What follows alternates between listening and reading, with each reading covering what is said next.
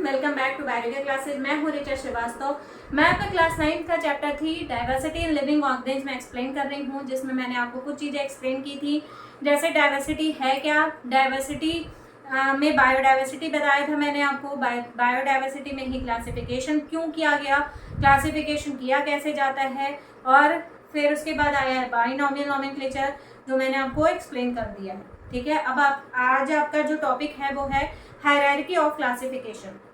ये दिया किसने था सबसे पहले, तो इसके लिए 3 इम्पोर्टेंट साइंटिस्ट हैं जिनमें पहले जो थे हेकल, उन्होंने सबसे पहले 1894 में कैटेगरी वाइज ऑर्गेनिज्म को डिवाइड किया।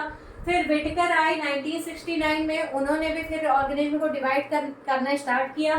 फिर उसके बाद आए कार्ल वुल्फ 1977 में। मतलब इन तीनों लोगों ने मिल करके ऑर्गेनिज्म को सबसे पहले डिवाइड किया किंगडम में। ठीक है, तो सबसे पहले जो डिवीजन हुआ था वो किया गया था प्लांटी और एनिमेलिया में। मतलब जब ऑर्गेनिज्म को डिवाइड किया गया तो सिर्फ 2 किंगडम में डिवाइड किया गया था, पहला था प्लांटी और दूसरा था एनिमेलिया। ठीक है, लेकिन अब उसमें भी देखा गया कि ऑर्गेनिज्म में और ज्यादा डिफरेंसेस दिखाई दे रहे थे, तो उन डिफरेंसेस के बेसिस पर उन्होंने अलग अलग कितने किंगडम में, 5 किंगडम में डिवाइड किया गया। यानी कि इन तीनों लोगों ने मिलकर के 5 किंगडम सिस्टम ऑफ क्लासिफिकेशन दिया था, जिसमें सबसे इंपॉर्टेंट कौन थे, विटकर। ठीक है, अक्सर करके विटकर का नाम सबसे पहले आता है कि विटकर ने 5 किंगडम सिस्टम ऑफ क्लासिफिकेशन दिया था, लेकिन उसमें हेकल और कार्ल वुल्फ का भी नाम आता है। ठीक है, अब 5 किंगडम में किसमें डिवाइड किया गया था। सबसे पहला जो था वो था मोनेरा, दूसरा था प्रोटिस्टा, तीसरा था फंजाई, चौथा था प्लांटी और 5वां था क्या, एनिमेलिया। ठीक है, अब 5 किंगडम में जब डिवाइड किया गया उसके बाद इनको किंगडम के अलावा और भी कैटेगरी में डिवाइड किया गया। कौन कौन सी कैटेगरी थी, तो पहली जो कैटेगरी थी, सबसे पहले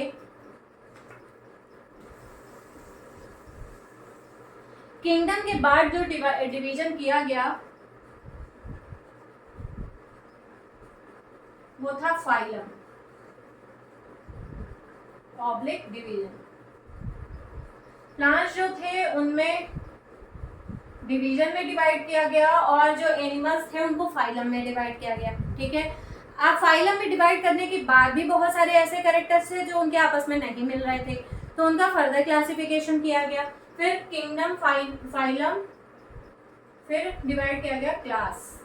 ठीक है, क्लास में डिवाइड किया गया। फिर उसके बाद जब और भी डिफरेंसेस दिखाई दिए तो क्लास के बाद फिर आया ऑर्डर।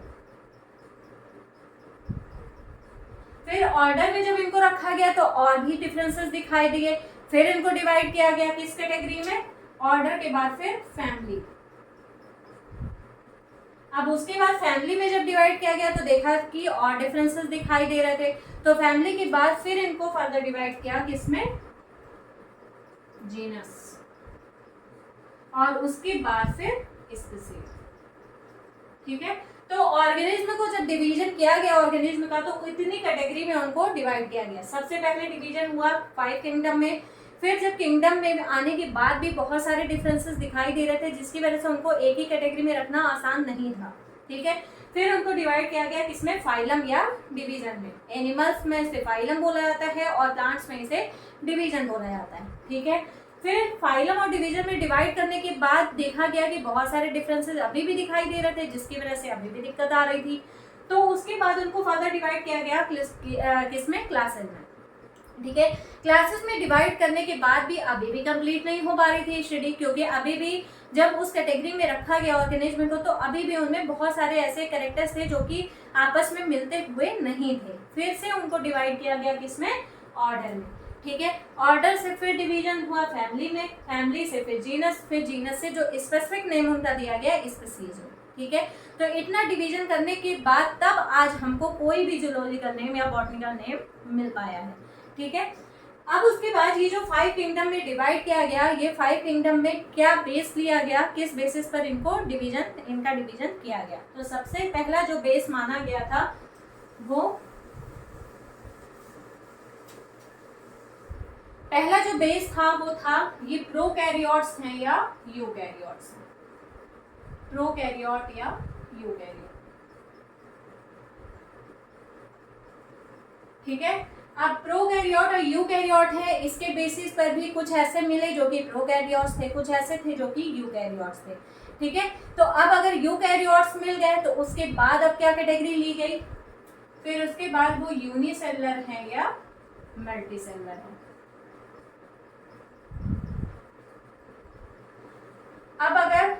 अब देखो, प्रोकैरियोट्स से डेवलपमेंट किसका हुआ था, यूकैरियोट्स का।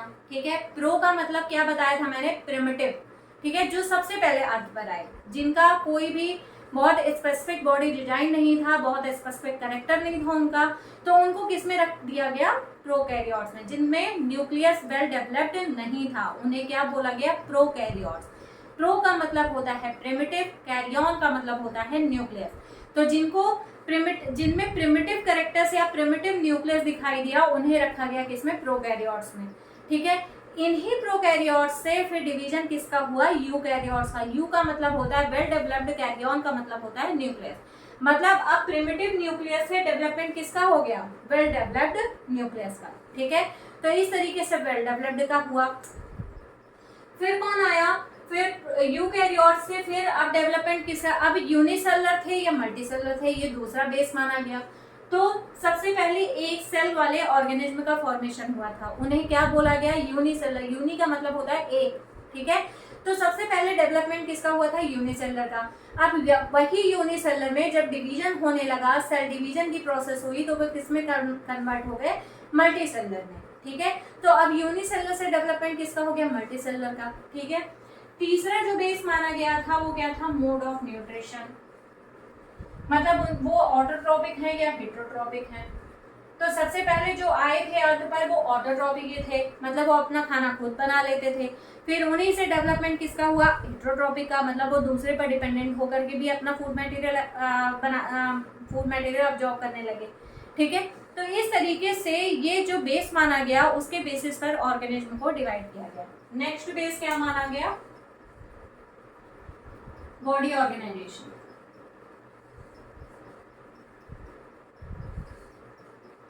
बॉडी ऑर्गेनाइजेशन में क्या होता है कि उनकी बॉडी कितने पार्ट में डिवाइडेड है। मतलब सबसे पहले जब बॉडी ऑर्गेनाइजेशन की बात होती है तो सबसे पहले बॉडी में किस चीज का फॉर्मेशन होता है, सेल का। ठीक है, सेल से फिर किस चीज का फॉर्मेशन होता है, टिश्यू का। टिश्यू से फिर किसका फॉर्मेशन होता है, ऑर्गन्स का। फिर ऑर्गन ही मिल करके क्या बनाते हैं, ऑर्गन सिस्टम डेवलप करते हैं। ठीक है, तो अब बॉडी ऑर्गेनाइजेशन में ये देखा गया कि कौन सा ऐसा ऑर्गेनिज्म है जिसकी बॉडी सिर्फ सेल से बनी हुई है। ठीक है, जिसमें सेल में डिवीजन नहीं हुआ है अभी। ठीक है, फिर उसके बाद देखा गया कि किस ऑर्गेनिज्म की बॉडी सेल से टिश्यू में कन्वर्ट हो गई है। फिर देखा गया कि कौन से ऑर्गेनिज्म की बॉडी टिश्यू से फिर ऑर्गन उनमें बनने लग रहा है। इस तरीके से बहुत सारे ऑर्गेनिज्म में इस तरह से डिफरेंसेस जो है वो देख करके उनको अलग अलग किंगडम में डिवाइड किया गया। ठीक है, तो यही बेस माना गया था किस चीज का, ऑर्गेनिज्म को 5 किंगडम में डिवाइड करने का। ठीक है, फिर से देख लीजिए, हायरार्की ऑफ क्लासिफिकेशन जो था उसमें 3 साइंटिस्ट लोगों का नाम आता है। पहले साइंटिस्ट जो थे उनका नाम क्या है, हेकल 1894, विटकर 1969 और तीसरे कौन थे, कार्ल बोर। ठीक है, 1977। इन तीनों ने मिलकर के सबसे पहले ऑर्गेनिज्म को सिर्फ एक कैटेगरी में डिवाइड किया, वो क्या था, किंगडम। ठीक है, फिर जब किंगडम में उन्हें डिवाइड कर दिया तो देखा कि किंगडम के अलावा उनमें डिवाइड करने के बाद भी बहुत सारे डिफरेंसेस इनमें दिखाई दे रहे हैं। ठीक है, फिर डिफरेंसेस के बेसिस पर डिफरेंसेस दिखाई दिया, उसके बाद उनको कई कैटेगरी में और डिवाइड किया गया। किंगडम के बाद फिर किस में डिवाइड किया गया, फाइलम में। प्लांट्स में उसी फाइलम को क्या बोला गया, डिवीजन बोला गया। फिर देखा गया और भी डिफरेंसेस दिखाई दे रहे थे, तो उन फाइलम या डिवीजन से फिर किसमें इनको डिवाइड किया गया, क्लासेस में। फिर क्लासेस से फिर किस में आए, वो ऑर्डर में। फिर ऑर्डर से वो किस में आए, फैमिली में। फैमिली से फिर फर्दर डिवीजन किस में हुआ, जीनस में। और जीनस से फिर डिवीजन किस में हो गया, स्पीसीज में। इस तरीके से एक स्पेसिफिक नेम जो किसी भी ऑर्गेनिज्म का दिया गया वो इतने कैटेगरी में आने के बाद तब दिया गया। ठीक है, अब उसके बाद क्या क्या बेस माना गया था 5 किंगडम में डिवाइड करने के लिए। पहला जो बेस था वो प्रोकैरियोट्स हैं या यूकैरियोट्स हैं। दूसरा बेस जो माना गया वो यूनिसेलुलर है या मल्टीसेलुलर है। तीसरा बेस जो माना गया वो था मोड ऑफ न्यूट्रिशन। चौथा बेस जो माना गया वो बॉडी ऑर्गेनाइजेशन था। बॉडी ऑर्गेनाइजेशन भी 3 तरीके से था। एक सेलुलर लेवल ऑफ ऑर्गेनाइजेशन, दूसरा था टिश्यू लेवल ऑफ ऑर्गेनाइजेशन और तीसरा था ऑर्गन लेवल ऑफ ऑर्गेनाइजेशन। तो इतना बेसिस मान करके ऑर्गेनिज्म को किंगडम में डिवाइड किया गया। ठीक है, आगे का जो मोनेरा, प्रोटिस्टा, ये सारे जो किंगडम है उनका क्लासिफिकेशन मैं आपको नेक्स्ट टॉपिक में अब एक्सप्लेन करूँगी। ठीक है, तो अगर आपको मेरे वीडियो पसंद आ रहे हो तो प्लीज़ मेरे चैनल को लाइक करें, शेयर करें एंड सब्सक्राइब करें। Thank you.